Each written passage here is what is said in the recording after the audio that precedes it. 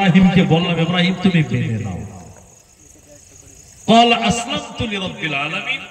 ইব্রাহিম আলী, আচ্ছা ওটা ওদিকে দেখার দরকার, আপনারা আমার এই কথার দিকে তাকান, তাহলে ইনশাআল্লাহ লাভ হবে। قال اسلمت لرب العالمين। ইব্রাহিম আলাইহিস সালাম বললেন, আল্লাহ আপনি যা বলছেন আমি সব মেনে নিলাম। আর ইব্রাহিম জানতেন যে আল্লাহ বড় আর আল্লাহর হুকুম বড়। ইব্রাহিম কি জানতেন? ইব্রাহিম আলাইহিস সালাম কি জানতেন? আল্লাহ বড় আর আল্লাহর হুকুম বড়। ইব্রাহিম আলাইহিস সালাম যেটি জানতেন, আজকে যদি আমি আপনি ওইটাই জেনে যাই, আমার আপনার অবস্থা কিন্তু এই জায়গায় থাকবে না। এই জায়গায় থাকবে, এইখান থেকে ইব্রাহিম আলাইহিস সালাম পথ চলা শুরু। একটা পিতা আল্লাহর কাছে দোয়া করছেন, রব্বি হাবলি মিনাস সালিহিন, রব্বি হাবলি মিনাস সালিহিন। আল্লাহ আপনি আমাকে একটি নেক সন্তান দান করুন। কি দোয়া করেছেন? আপনি আমাকে একটি ফরমাবরদার, আমার কথা মেনে চলবে, আমার অনুগত হবে, এইরকম একটা সন্তান আপনি দান করুন। আচ্ছা, এই দোয়া করতে করতে ইব্রাহিম আলাইহিস সালামের বয়স 80 বছর হয়ে গেছে। কত বছর হয়েছে? 80 বছর বয়সে নিয়েও আল্লাহর কাছে তিনি একই দোয়া করতে থেকেছেন। বলুন সুবহানাল্লাহ। এখান থেকে শিক্ষা নিতে, আল্লাহর কাছে চাওয়ার জায়গা, আল্লাহর কাছ থেকে নেওয়ার জায়গা, তার কাছে ফরিয়াদের জায়গা। অতদিন পর্যন্ত আল্লাহ তাআলার কাছে চাইতে হবে যতদিন আমার আপনার ধরের ভিতরে প্রাণ আছে। আশা ছাড়লে হবে না। আল্লাহ তাআলা কি বললেন? ফাবাশশারনাহু বিগুলামিন হালিম। বলুন সুবহানাল্লাহ। 80 বছর বয়সে আল্লাহ বলছেন, ইব্রাহিম তুমি শুভ সংবাদ গ্রহণ করো, আমি তোমাকে গোলামিন হালিম, একটি সুপুত্র দান করব। বলুন সুবহানাল্লাহ। ফরমাবরদার ছেলে দান। আচ্ছা, 80 বছর বয়সে যে আল্লাহ তাআলা শুভ সংবাদ দিয়েছেন, আমি এই পর্যন্ত রেখে আরেকটি আয়াতে একই প্রসঙ্গে শেখ একটু বলে নিচ্ছি। আলহামদুলিল্লাহিল্লাযী ওয়াহাবানি আলাল কিবারি ইসমাঈল ওয়া ইসহাক ইন্না রাব্বী লাসামিউদ দুআ। বলুন সুবহানাল্লাহ। আল্লাহ তাআলা শুকরিয়া আদায় করেছেন ইব্রাহিম, আলহামদুলিল্লাহিল্লাযী ওয়াহাবানি আলাল কিবার। तमाम प्रकार प्रशंसा एकमात्र आल्लाह ताआलार। আমার এই বার্ধক্য অবস্থায় যিনি আমাকে দুইটি সন্তান দান করেছেন, একজনের নাম ইসমাঈল আর একজনের নাম ইসহাক। বলুন সুবহানাল্লাহ।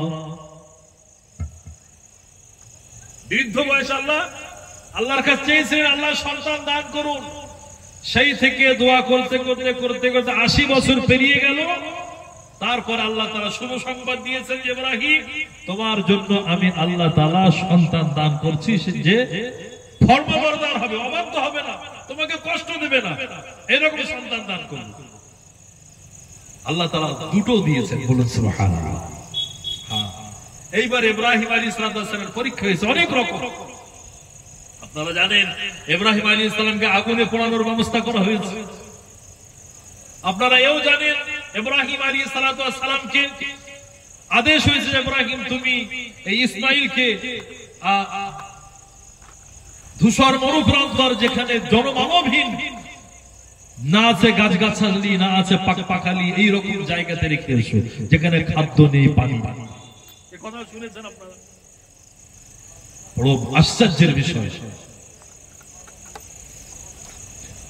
وَإِذْ قَالَ إِبْرَاهِيمُ رَبِّ اجْعَلْ هَذَا الْبَلَدَ آمِنًا وَاجْنُبْنِي وَبَنِيَّ أَن نَّعْبُدَ الْأَصْنَامَ। আল্লাহ তাআলার কাছে ইব্রাহিম আলাইহিস সালাম আল্লাহ তাআলা স্মরণ করাচ্ছেন, ইব্রাহিম রাব্বি জাআল হাযাল বালাদ, যখন ইব্রাহিম আমার কাছে এই দোয়া করেছিল ওই সময়টি তোমরা স্মরণ করো দুনিয়ার মানুষ। ইব্রাহিম আমার কাছে যখন এই দোয়া করেছিল, রব্বি জাআল হাযাল বালাদা আমিনা, ওগো আল্লাহ এই শহরকে আপনি শান্তিময় শহর করে দিন, ওয়াজনুবনি ওয়া বানিয়া আন না'বুদাল আসনাম, এবং আমার পুত্রদেরকে আমার সন্তান আদিদেরকে এই ঠাকুর পূজা থেকে এদেরকে হেফাজতি দান করুন। বলুন সুবহানাল্লাহ। কটা দোয়া চেয়েছে? দুটো দোয়া। একটা হলো কি আল্লাহ এরা যেন তোমার সঙ্গে কাউকে শরীক না করে, আর এই শহরকে আপনি শান্তিময় শহর করে দিন।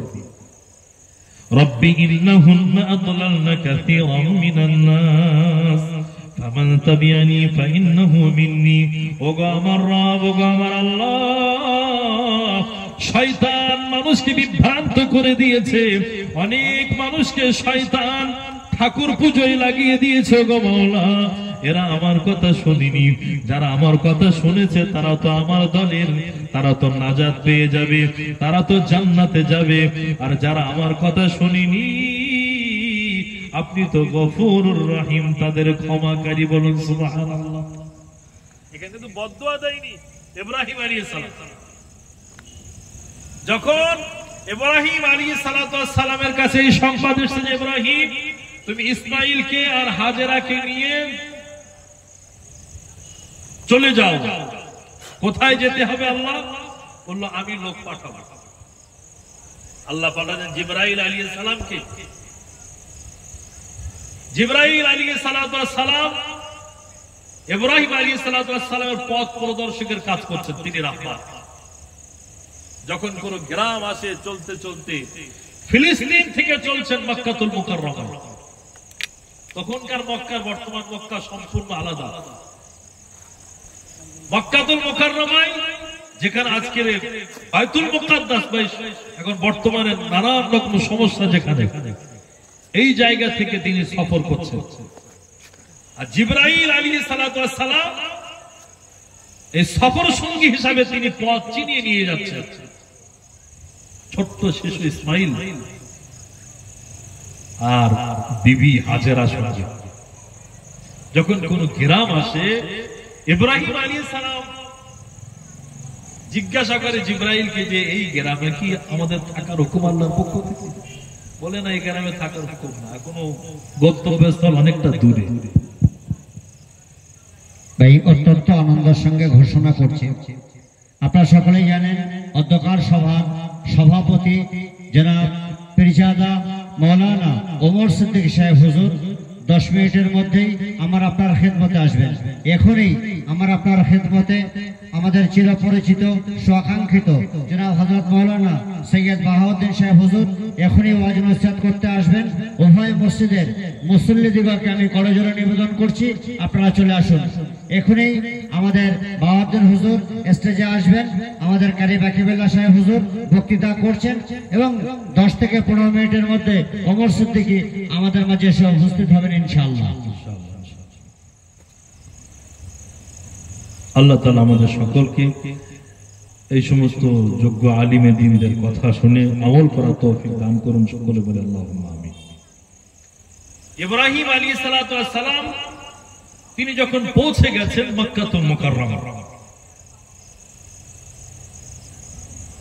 বেশ কিছুদিন তিনি ছিলেন। আমি শর্ট করব, ওই জন্য কেটে কেটে কথা বলছি।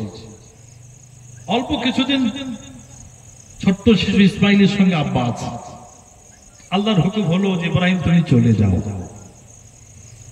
বিবি হাজেরাকে রেখে, ছোট্ট শিশুকে রেখে কি চলে যাওয়া যায়? যেখানে কেউ নেই, খাদ্য নেই, পানি নেই, একজন মানুষও নেই। কিন্তু আল্লাহর হুকুম, ইব্রাহিম আলাইহিস সালাম দেরি করেননি। আল্লাহ বলেছিলেন যে মেনে নাও, ইব্রাহিম বললেন মেনে নিয়েছি, চলে যাচ্ছে। স্ত্রী হাজেরা পিছনের দিক থেকে জিজ্ঞাসা করেছে যে চলে যাচ্ছ কেন?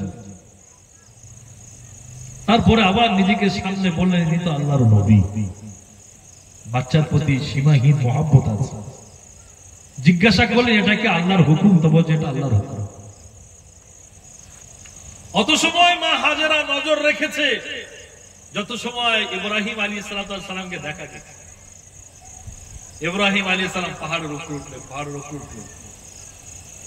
তারপরে অন্য সাইডে আবার নেমে গেলেন পাহাড় থেকে। তিনি নিজের যে পথ ধরে এসেছিলেন সেই পথ ধরে আবার তিনি ফিরে যাচ্ছেন বাইতুল মুকাদ্দাস। পাহাড়ের উল্টো সাইডে যখন ইব্রাহিম আলাইহিস সালাম বিশ্বাস হয়ে গেছে যে হাজারা আমাকে আর নজরে পাচ্ছে না, নিজে ঘোড়ার পিঠ থেকে বা উটের পিঠ থেকে নিচে নেমে আল্লাহর কাছে দোয়া করলেন, রব্বানা ইন্নী আসকানতু মিন যুররিয়াতি বিওয়াদিন গায়রি যী যারইন ইনদা বাইতিকাল মুহাররাম। বলুন আল্লাহু আকবার। দিল ফাটা দোয়া আল্লাহর কাছে। ওগো আমার আল্লাহ, রব্বানা ইন্নী আসকানতু মিন যুররিয়াতি, আমি আমার পুত্রকে এখানে রেখে গেলাম যেখানে মানুষ নেই, পাখি নেই, খাদ্য নেই, পানি নেই, বিওয়াদিন গায়রি যী, যেখানে গাছ গাছালি পাখালি কিচ্ছু নেই, ইনদা বাইতিকাল মুহাররাম, কিন্তু আমার মনে বড় সান্ত্বনা, এখানে তোমার ঘর কাবা বাইতুল্লাহ আছে। বলুন সুবহানাল্লাহ। রব্বানা লিয়াকিমুস সালাম, ওগো আল্লাহ এদেরকে আপনি নামাজি বানাবেন, লিয়াকিমুস সালাম, রব্বানা লিয়াকিমুস সালাতা ফাজআল আফইদাতাম মিনান নাসি তাহওয়ি ইলাইহিম ওয়ারযুকহুম মিনাত তামারাতি লাআল্লাহুম ইয়াশকুরুন। আর এদেরকে খাদ্য কষ্ট আপনি দান করবেন না, যত মানুষ যত প্রান্ত থেকে আসুক এদেরকে খাদ্য এবং পানির সুব্যবস্থা করবেন, এদেরকে নামাজি বানাবেন, এরা আপনার শুকরিয়া আদায় করবে। বলুন সুবহানাল্লাহ। সেই দোয়া কিয়ামত পর্যন্ত কাজে আসবে। বলুন সুবহানাল্লাহ। দিল থেকে যখন দোয়া বাহির হয় আল্লাহ তাআলা তখন কবুল করে নেন। তাকবীর দেই, নারে তাকবীর।